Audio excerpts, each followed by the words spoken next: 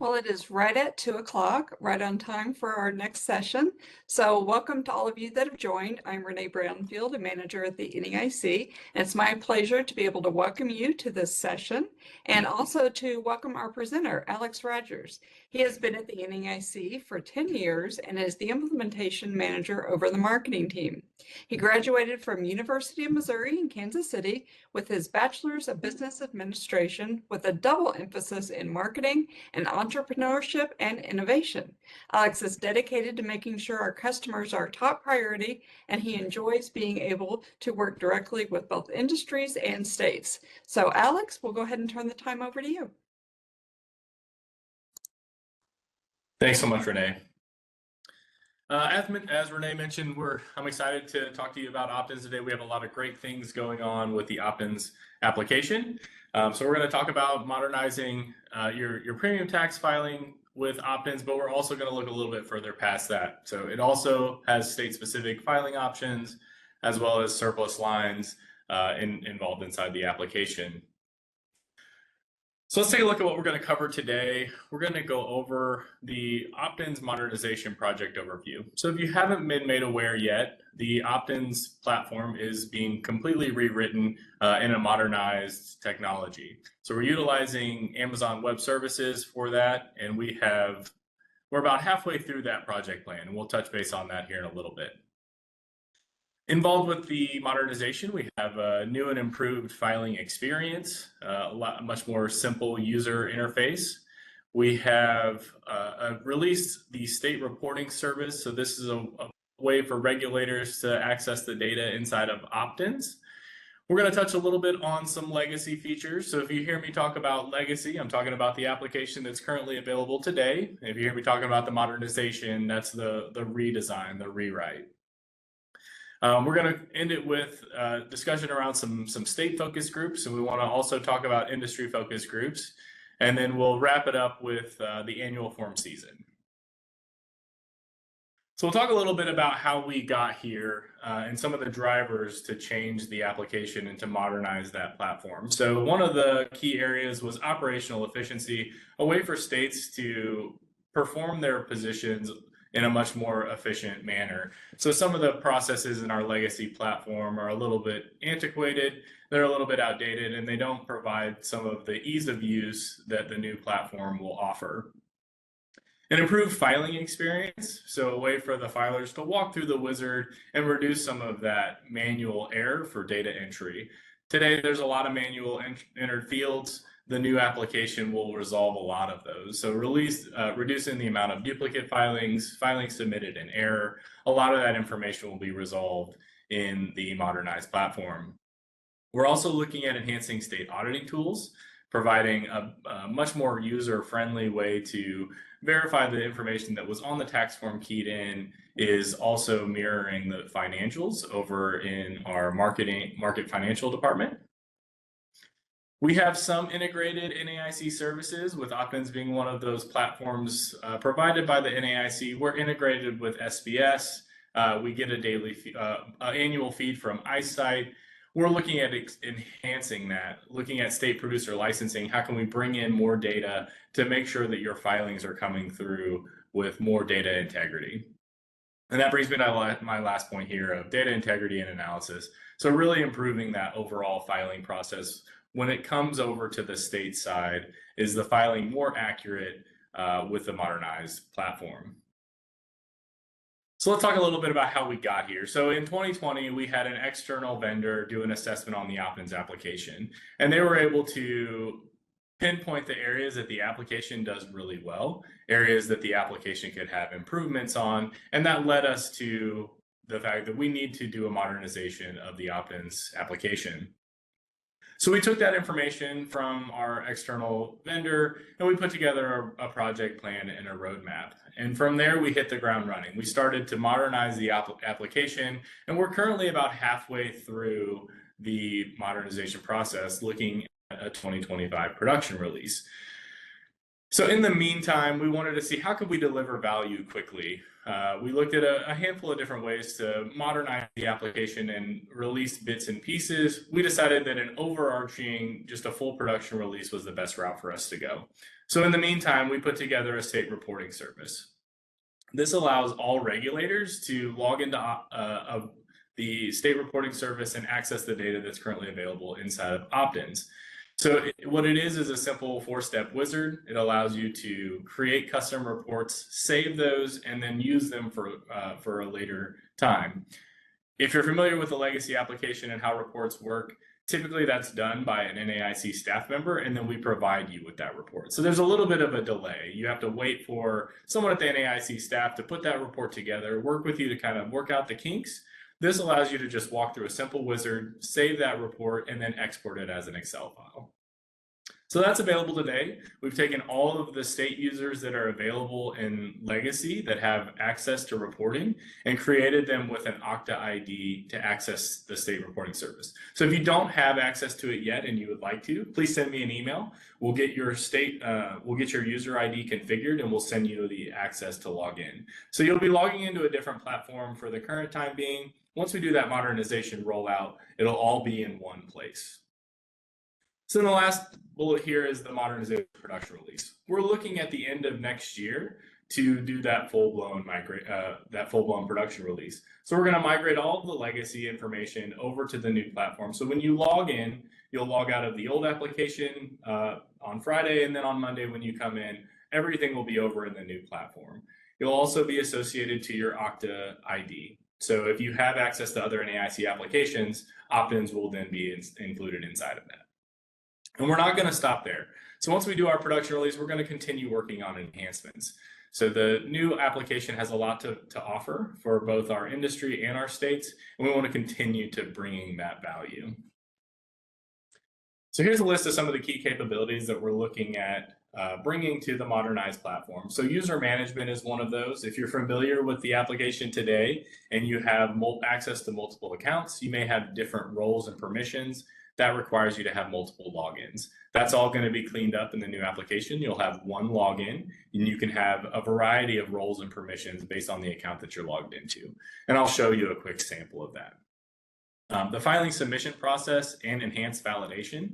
So the new filing wizard walks through and looks back at what's available for that state as you're walking through that wizard. If it's not available, the filer will be stopped, and you'll have to work through any changes, but it's a much smarter application as it's looking for what's available. And if they've already submitted it, it says, would you like to go to this draft? Maybe they need to submit additional fees. Maybe they need to make an amendment.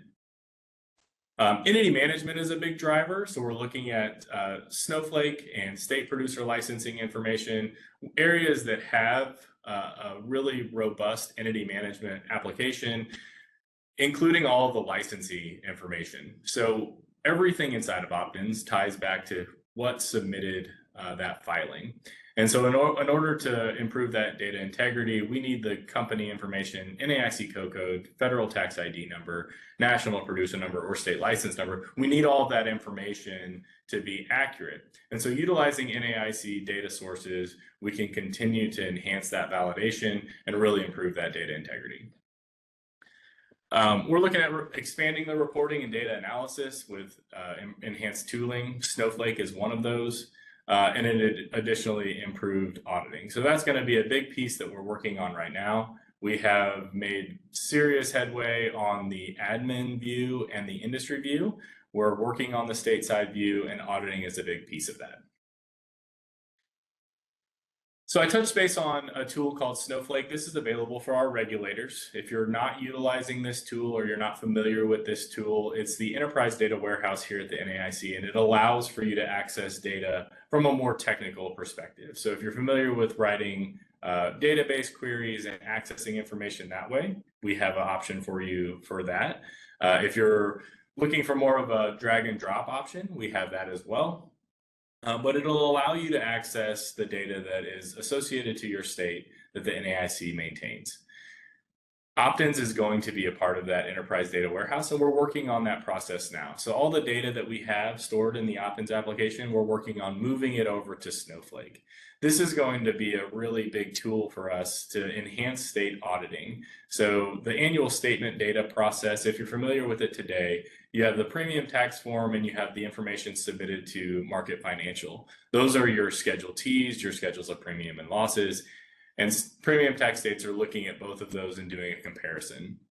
We're looking at automating that process so that kind of remove that manual process out of the equation. And Snowflake is the tool that's going to help us get there.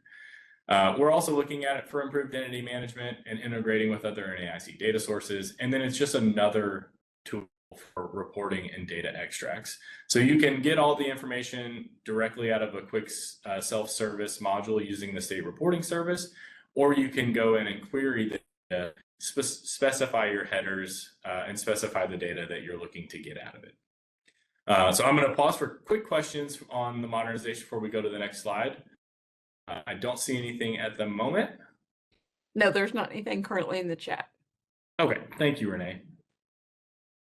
So let's look at modernization looks like today. So I've put together some screenshots to give a highlight of how we've made improvements to the user management process, the filing wizard, and things that are available on those applications. So here's a quick sample of the user management. So I'm logged in as myself. You'll see I have access to multiple state on the left-hand side, and my roles or permissions are different. So this is the way that you'll be able to customize what accounts you have access to. So if you have all full access to your premium tax account and maybe you only have read-only to your surplus lines account, you'll be able to configure that. And just by changing which state account you're logged into, it'll change your access permissions and your view. Similarly, on the industry side, if you have multiple industry accounts, if you're a third-party filer and you need to have read-only access to several accounts, you'll be able to do that all under one username. Today, you have to have multiple username accounts to have a variety of roles and permissions. So we've resolved that in the new Modernize platform, and this is associated to Okta. So again, if you have access to multiple NAIC applications, it'll all be tied into that one user ID. We've also, as I mentioned, improved the filing submittal process. So as you walk through the simple wizard, it is the milestone stepper on the left-hand side is also acts as a progress bar. So it will gradually get that dark blue color as you proceed. Those are also interactive links. So this whole page is dynamic. And if you want to go from step 4 to step 1, you'll be able to do that. If you need to go make changes on your filing, everything that you've done so far will either be wiped out or you can proceed based on the criteria that you've selected. And so this is where the validation comes into play. So we've changed the process and the flow of the questions that it asks, and then it starts to look, is that available for this state and can I proceed? Have I already submitted it? And if I have, take me to that filing. So that eliminates the state receiving duplicate filings or data that they're not looking for because that may have already been submitted on the industry side. So this is in efforts to both streamline some of the state's data integrity, but also make it easier on the industry when they're walking through that submission process. We've also enhanced the download feature. So states may have one-to-many tax forms available for download. So if you look at the page at the very top, there is the ability to download everything into a package or a zip file. So you can hit that big download button and it'll download all of the documentation inside of that's required inside this filing. You can also do them one by one. So you have a download upload button over there on the right-hand side, and then you can upload supporting documentation. So if you're looking to add something in addition to the tax form that you've downloaded, you'll be able to associate that to this filing. We've also added a status indicator. So as the filing's uploaded, it starts to go through a validation process. The new version of Opt-in starts to read through this file and make sure that it's meeting all the criteria set by the state. So are the required fields submitted and included? Is the entity information matching what's on the filing, and it will give you either a red X, or you can see here it has a green check. That means you're able to proceed. So if you do get the red X, we provide you with a list of errors that you can then either work with our service desk to correct, or if you're able to, you should be able to read the questions and determine where the error lives, and if we're able to, you can log back in and make that adjustment. And it looks like we have a question in the chat. So if we currently require the company to attach a Schedule T and SBP, will we still need to have that done, or will it auto pull from iSight? So it's a good question. So if it's on the premium tax side, it will pull into the filings today. If you'd like to include it on your filing, you would still request that companies would include that as supporting documentation. Yeah, good question. Thanks, Lynn. So from here, you can proceed to the payment window or save this as a draft. So I'll proceed to the payment window here. And what you'll see is that it has the payment allocations already filled out. So we have 4 allocations here, and OPTins has read through the tax form, and it has specified these are where those payments should be associated. So it has $100 in the top field, 250, and then 100 for a total of state payments of 450. You have the NAIC transaction fee, and then the total to be withdrawn. So this is what they see on the industry side. If with legacy, the banking information has to be configured prior to walking through this wizard. So we've shifted that a little bit to give the user more control over the bank account that they're using. So we've given each bank account a nickname and provided the last 4. Now this is hidden behind a role and permission. So on the industry side, you must have the ability to access the banking information. But depending on the filing and the company you're choosing, you no longer have to configure that behind the scenes. You can make that payment selection upon submission. So you'll be able to choose from the bank accounts that are listed, and then provide contact information for the state if they have questions concerning this filing, if there's an amendment that needs to be made, if there's additional payments that need to be submitted. The final step is the summary. So it gives you a quick overview of everything that you just walked through. So that quick wizard, it gives you the highlight of the filing and what you're about to send over on the state side. So from here, you can save it as a draft or go ahead and click submit. It does look a little bit different because we're continuing to iterate on this and make this look a little bit better. But this is what it looks like in our lower environment today. And again, if you need to make any changes, you're able to use that dynamic milestone stepper on the left-hand side. Okay. Any questions on any of that? I'm not seeing any in the chat. No, but I have one that was sent to me. It's related to the payments. If they choose the wrong payment and it's processed, would they continue to do a stop payment the way they do now, or can we change it? So that is, we are in exploring how that process can be changed a little bit. Once a payment has been processed and we send it over to our bank, it's a little bit tough to stop the payment. So a stop payment is the best option. That is unrelated to the OPTins application, but more related to our payment processing portal. So that's something that we can explore, and I appreciate the feedback. So we'll look into that. Okay, and then we have another one. It says, is the zip file download option available on state side for submitted filings as well? Yes, it is. Thank you. Okay, so we're going to shift gears a little bit. We're going to talk about the state reporting service. The next time we get together and we have a presentation, we'll be able to do a live demonstration of the end-to-end filing submittal. So you can see what it looks like when you walk through an industry filing and also see that stateside review. So today, I wanted to just give a brief overview of what it looks like. So now we're going to shift gears and talk about the state reporting service. This is more regulator focused. If we have some interest on the industry side, we can also explore enhancing the reporting capabilities on the industry side. All right, so the state report builder, it's a quick 4-step simple wizard that allows you to walk through the OPTins file, the OPTins data, and then the state tax data. So there's 2 different data sets that we capture inside of OPTins.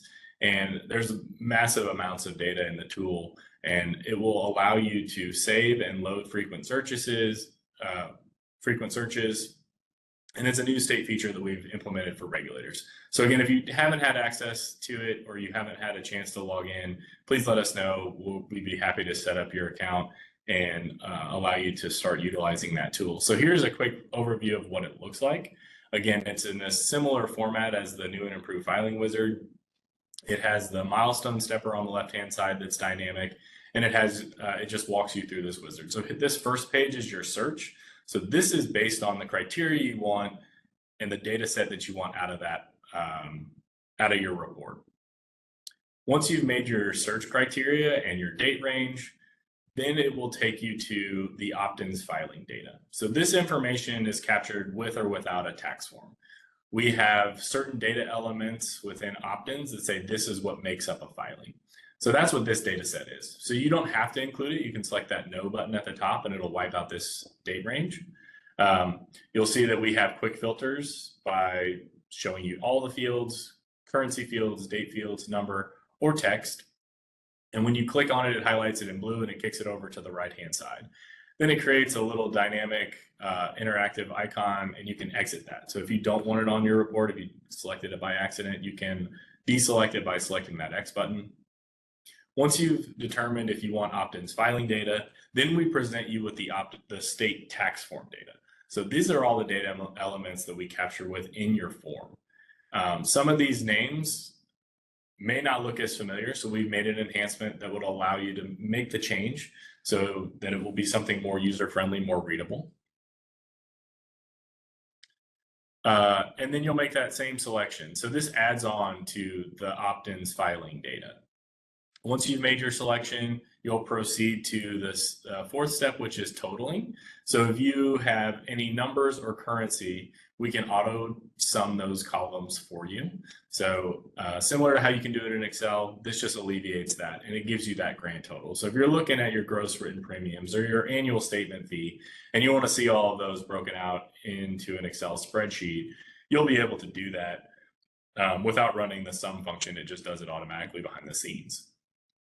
And then we also present you with a summary. So here's your search criteria. Here's the state, the date range that you're looking at, the entity types, and then here's the data sets that we have based on your selection. So you have a set of OPTins filing data, a set of state fielded data, and then here's the ones that you want to total. Once you click that submit button, it gives you the option to save this as a template. So you don't have to walk through this 4-step wizard every time. Once you've built your custom report, you can log in and run it once a day, once every hour, depending on how frequently you need the information. It'll be available for you the next time you need it. So here's a list of a handful of saved templates. This is in our testing environment. So we have 6 tests saved here. And so these are shareable as well. So if one user creates it, another state user can log in and run it as long as they have access to the reporting service. Again, this will be integrated in the modernization. So once we do that full production release, this will also be included. So the ability to access data and get your reports will all be essentially through a quick 4-step filing wizard.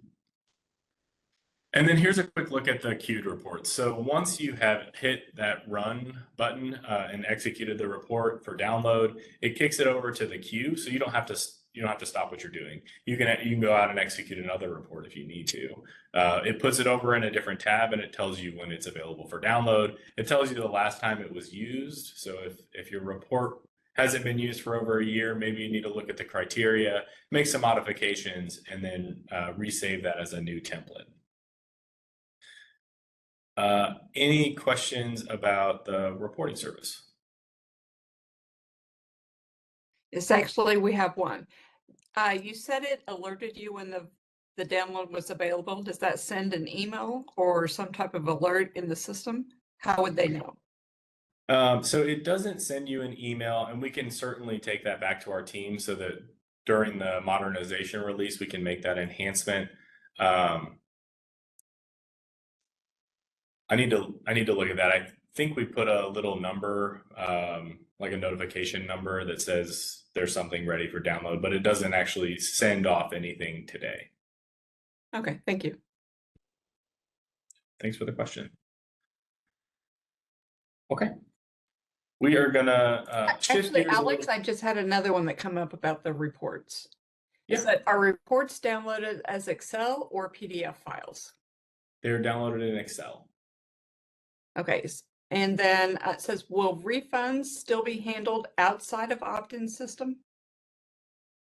That is actually, so we are looking at that, and we are looking at for state feedback. We'd love to hear how you would prefer us to introduce some new features. We're looking at introducing overpayments and credits and allowing states to allocate funds into those specific buckets. So if you'll allow them to roll from quarter 1 to the quarter 2 payment, and allow those to be applied, or if you would prefer to have them refunded outside of the application, we were looking at ways that you can track that so that it'll subtract it from your EFT amount and change your totals so that it shows more accurate on your state reports. It's definitely something that's on the top of our list, and we're looking at that. All right, thank you. No other questions at this time. Okay, thanks. All right, so we're going to shift our focus a little bit to our legacy application and some of the benefits that it has to offer. We're still about 1.5 years out of a production release, and we have some benefits that you will be able to use today if you choose to implement them. So if you're an OPTins user and an SBS user, you have some benefits from the 2 applications being both products of the NAIC and a little bit of interaction and engagement between the 2 of them. We'll be looking to enhance that in the modernization, but today we have a couple of tools that would make your jobs a little bit easier. So if you are an SBS state, we are integrated with 2 different not filed reports, and I'll touch base on those. We have the payment export, and we have some licensee integration. And so let's dive into the company not filed report and individual not filed report. So you'll see it's highlighted these 3 boxes. If you log in as a state user and you click the reports tab, you should see this list of reports. And if you don't see those, please send me an email. We'll take a look at your roles and permissions. You may not have them available on your state account. But if you're an SBS state and you have these roles, you have the ability to execute the not filed reports. And so what they do is they ask you for a list of criteria. So you'll select, for example, the filing year, filing period, filing type, your SBS company type, and then the company status. So whether active, inactive, whatever the list of statuses that you have over in SBS, and then you'll click that submit button. Same with the individual side. You'll key in the similar criteria, and then you'll choose, do you want it in a web page or an Excel file? And what this does is it runs through opt-ins and it looks at all of the filings that have come through based on your criteria, and it provides you with a list of those that have not yet submitted. So if you're trying to see right around that March 1st annual submission window, all of the companies that are accredited reinsurers that submitted their 23 annual, here's the list that hasn't submitted yet. And that would allow you to do that state outreach and say, hey, we haven't received your annual filing. Can you please log into opt-ins and do that submission with payment? And that report works with both the individual and the company not filed reports. In addition to the not filed reports, we have the payment export. So if you're looking to download the company payment information that came through opt-ins and upload it into the revenue module inside of SBS, we have the ability to do that. So you have all of your payment information in one place in your back office system of SBS. You'll have all that information associated to the entity record. And that's one of the reasons we're looking at entity management so heavily is due to the fact that all of the integration pieces that we need are based on the company identifiers. So we really need that information to come through as accurately as possible. And we're looking at reducing some of that manual entry and improving a lot of that data integrity. So today, the payment export is a downloadable file that gets uploaded into SBS. In the Modernize platform, it'll be a service. So it'll be an API that will just send information back and forth between the 2 applications. No state intervention will be necessary. You won't have to download a file and upload a file. We're going to do it all automatically for you on the back end. The other piece is the licensee integration. So we get a daily feed from SVS roughly at the top of every 24th hour to get a refresh of that data. So you'll see, if you see this little licensee card at the top that's highlighted in that yellow box, that little licensee card is your SVS information. So that's from the daily feed that we get from SVS. And it shows you a snapshot of the company. So it has their company status. So if you need to see if if they went from active to inactive, what effective date they are, what lines of business they should be filing, validation against the federal tax ID number, the NAIC company code, all that information is available in that little licensee hard card, and that gets updated and refreshed every 24 hours. And then the other report that I wanted to highlight for non-SBS states. So if you're not utilizing SBS as your licensed back office system, you can still utilize a similar not filed report if you have the list. We're not getting the daily feed from your current back office system as we are from SBS. But if you have that information, you can upload it in an Excel file, select your search criteria, and it's going to do the same thing. It's going to look through that list and present you with the results that says, here's who has not yet submitted for your 2022 annual, and it'll give you the opportunity to reach out to those filers and have them go through submit through opt-ins. Any questions on those, Renee? Sorry, no questions.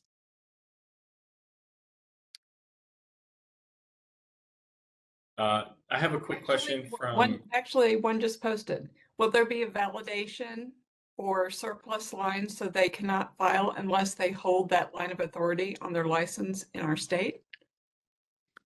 Thank you for that question, Jen. So that we are looking at enhancing all of that validation and making customized settings based on what your state allows. If the company or individual information is inside of our data resources, we can enhance that validation. So that's a really good thing to bring up for us. So I'll bring that back to the product team and we can talk through how we can implement that. Thank you.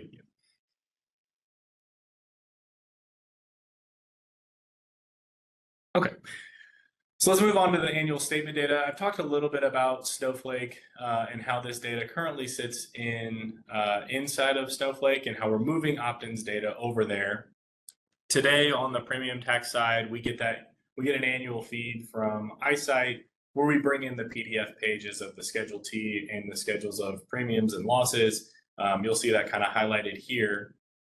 And it allows states to review the premium tax form that has been submitted to the annual statement data and verify the information and look for that over under. So the information submitted to the NAIC and what came through opt-ins should essentially come through and mirror one another. If there's any discrepancies, then it's a manual process to look at that and look at those reviews. So we're looking at Snowflake to do some analysis for you at the click of a button. So based on your state's rules and your tax forms, we are looking at ways to configure the Snowflake tool to run that comparison for you and then present you with the results that you can go manually look at afterwards.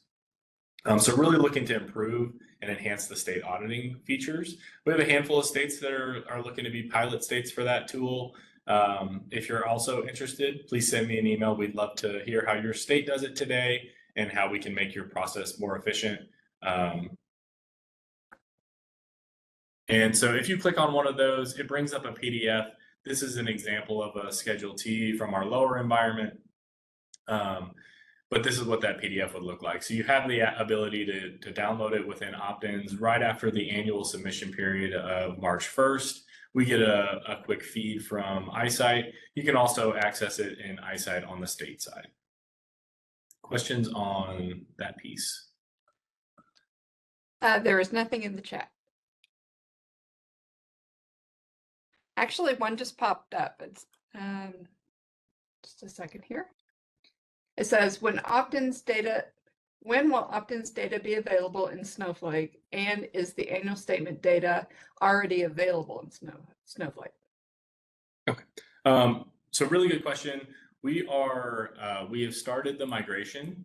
We are actually in the lower environment today. So it is currently being modeled. So we've moved some of the data over. We're starting with a smaller data set, and then we'll gradually increase. So Q4, we're looking at moving a larger chunk over and starting with some of those pilot states. So we'll be pinpointing based on state specific as we work through that data analysis. There are several fields and the forms aren't necessarily one and the same. So we're working on it on a state-by-state basis. And so as we bring on additional states and additional states that would like to pilot it, we'd love to sit down and talk with your state on how this could really be beneficial for you and make your workflow more efficient.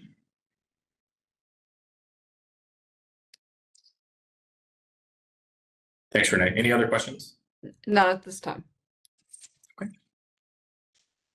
All right, so as far as state participation, here's a quick look at a list of the states that are currently utilizing the platform in either premium tax, surplus lines, or state specific, and if they are mandating in that line of business. Our website has had a revamp, so it doesn't look quite like this, but you can still find the same information out on optins.org, as well as the contacts, due dates, and any specific notes.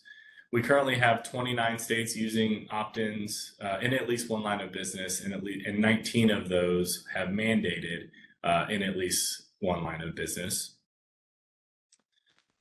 Okay, so that brings us to our state focus groups. So as we've worked towards modernizing the platform, we really want to hear state feedback. So what are the things that you really like about the opt-ins legacy application? What are the things you don't like? And then what would you like to see? So we are going to be doing state focus groups. We're going to start with the state side, and then we're also going to be doing industry side as well. So if you're interested in that as an industry user, please send us an email. I'll put that up on the screen here momentarily. We have our first date scheduled for Tuesday, October 1st. So we'll be doing, it'll be roughly an hour. We'll do a quick overview of the opt-ins modernization and where it's at and how it got here. And then we're going to really go into the questions about what do you like about the current legacy platform? What do you dislike? And then what do you want to see? How can we make your jobs more efficient? And any of that detail that you can provide to us, we can work towards including that in the modernization production release in 2025. We also want to hear from the industry. So if you have ideas and things that you want to see on the industry side that'll make your jobs easier, please send us an email, optinsuat@naic.org.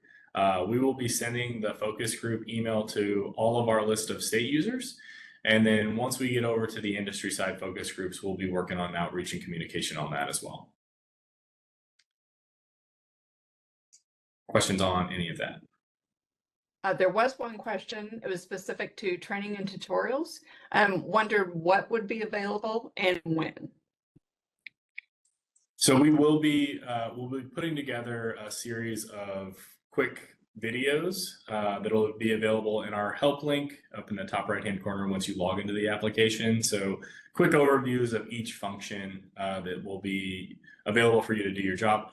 We'll also be putting together a user manual.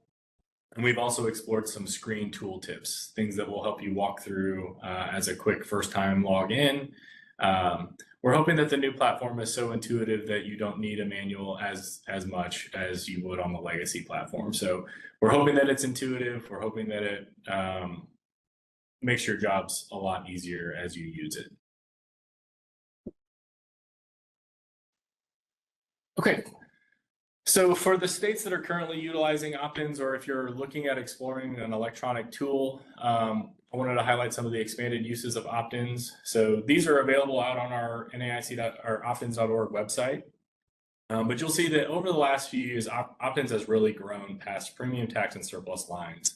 It is a very good tool for those two things, but it also is a good tool for any of the other things that you see on the screen here. So if you're receiving some sort of filing or data collection outside of any application, if you're getting it through email or in the mail, opt-ins would be a good solution for you. We'd love to sit down with your state and talk through how this can benefit you. If you have a form with payment or form without payment, opt-ins could certainly streamline your process.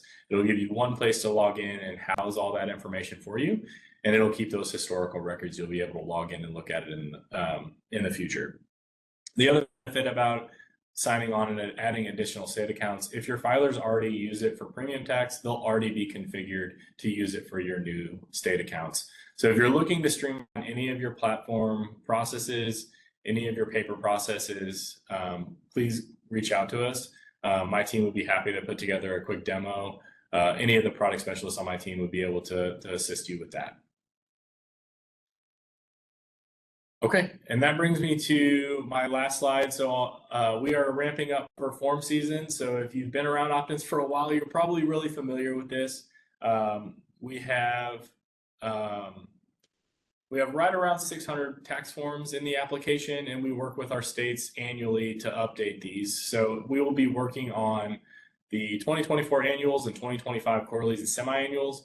Those state-specific field forms typically get updated year-round, but we'll continue to work with you and send an email. Outreach is scheduled to begin in October, so we'll be looking for, be on the lookout for your product specialist to send you an email. We'll be including all of your current forms, so if you have changes, if you have credits that are being added or removed, any changes or modifications to your tax form that need to happen for the coming year, our goal is to have that project finalized by January 1st so that you're ready to receive those March 1st filings. Keep an eye out for that in October. In addition, we'll have you verify your state contact. So out on optins.org, we include a state contact, we include your deadlines, and we include some brief notes. So if you have, if any of that information has changed, please let your specialist know. We'll submit the request to get that information updated out on optins.org. And then lastly, if you haven't taken advantage of any of the validation features that our legacy platform has to offer, here's a handful of them. So we can validate against the entity information. So NAIC company code, federal tax ID number, or national producer number. We can validate that to the entity records submitted in OPTins. If you want to turn that on, just let us know which accounts, which forms, we can work with you on that. We have payment validation inside of the OPTins application today. So we can map against a defaulted amount. So if you always need it to be $100, we can set that field inside of the application. If you want to map against just specific allocations, we look at your form and we see where those should sit. And then we have a bolded payment mapping, which says, this is based on your tax form, this is how much you owe the state, and we need that value to match to proceed. So if you want to turn on any of those features, if you're not using them today, it really does improve your data integrity and make sure that the value that's submitted on the filing matches what's keyed in on your tax form. And the last piece is required fields. So any of the data elements on your tax form can be marked as required, to where those need to be checked and completed in order to submit your tax form to you. So if, for example, the name field is left blank, we can make that a required field and it will say name field marked as invalid. Please update that and then submit. So if there's any fields that you're not seeing come through on your tax forms that you know you need that data, please let us know. We can work with you. Now's a really good time to do it as we're working on your annual form changes. So with that, I will open it up for any final questions. Renee. Okay. All right. I do have several. You might have answered this already, but I'll go ahead and ask it. It says, how will the process for annual form season change, if at all, in the new platform? That is a great question. So that process will change significantly. So we have moved all that inside the platform. So there's a communication tool, and if I can put it together for the state focus groups, I'll try to get the demonstration. It might not be available for this October 1st one, but it is all inside of the application. So we communicate and have a correspondence tool where you can log in and just click that approve button. So we'll upload the form, upload the configuration, says when you make this selection, here's the form that displays. And as a state user, you can approve or deny it and request changes. So all of that is done inside the application and tracked inside the application with a user and timestamp. So we have all that information, you have all that information, and you'll know when it's ready to go. So we're moving away from email and moving it inside of the platform, hopefully to really streamline that process. Okay.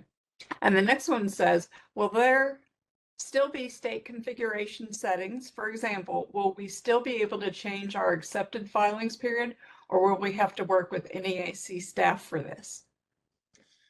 That will be all self-service.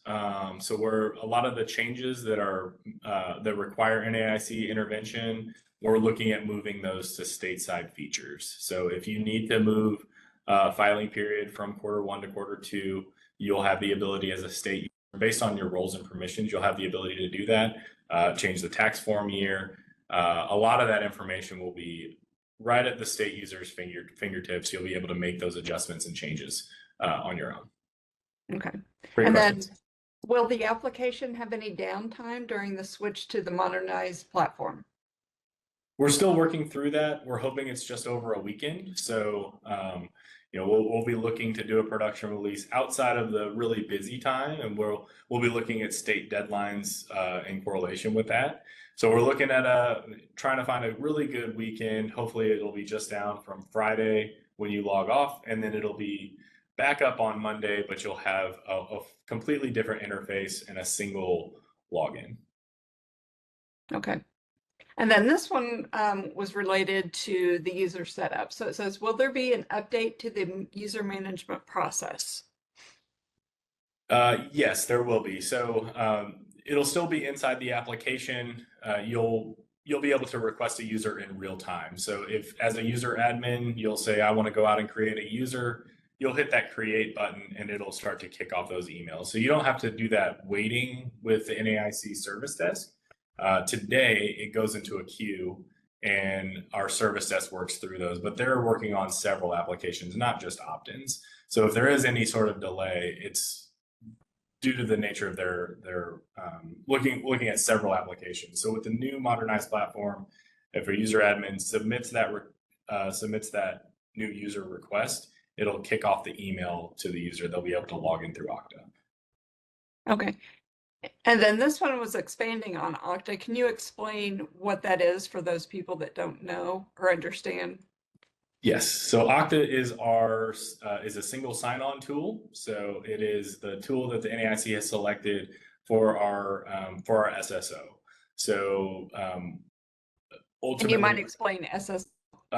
Is single sign-on. So you'll have one login for all the NAIC applications utilizing single sign-on or Okta. So if you go to OPTins, SBS, Surf, iSight, whatever the tool you're using as to access NAIC products, you'll have a single sign-on for all of those. You'll no longer have a SBS email login, an OPTins login, a Surf login. You'll just have that one.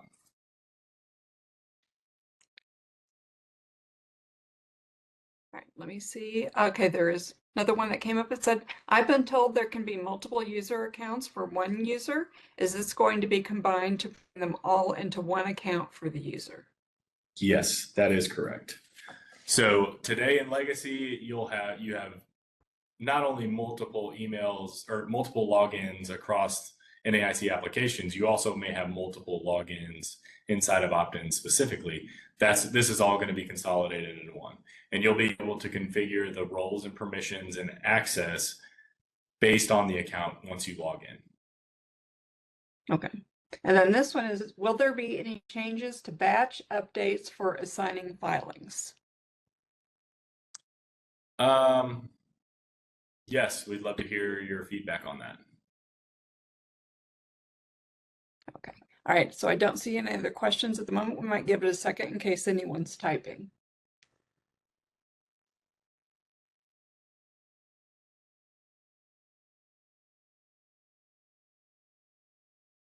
Okay, so we've got a follow-up to the question about the multiple user accounts. They said, sorry, I meant for industry, like one surplus lines brokers with multiple versions of their name. Yes, Lynn, we are working on that. And that is, that's more related to entity management than the user side. And you don't see how that's configured on the state side. But that is something that we're looking to tackle.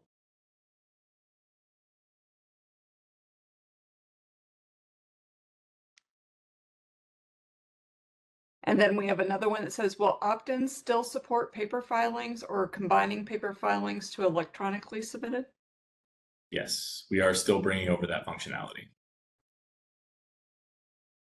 And then for all filings that are already in the system, are they being migrated into the new application? They will be migrated over, yes. Okay. I don't see any other, oh, one just came in. It says, is the functionality there for companies to input their own retaliatory fee amount when the company goes to pay? It says they are a retaliatory state. So we are exploring retaliatory and how to make that better for states. The ones that use opt-ins for retaliatory today, they have a separate area that they can key in their own state. And we would love to sit down and talk with you about that. Okay. All right. There aren't any other questions. Thank you everyone for your time. Have a good afternoon. All right, and thank you everyone for joining this session. This is our last virtual session for today, but we do have 3 sessions tomorrow that are for regulators only.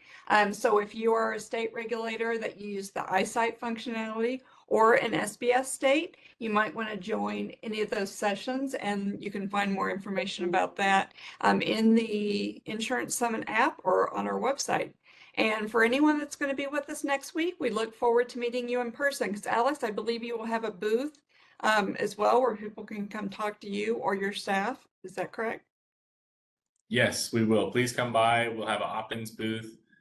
We'd love to sit down and talk with your state. All right, great. Thank you so much. Everyone have a great day.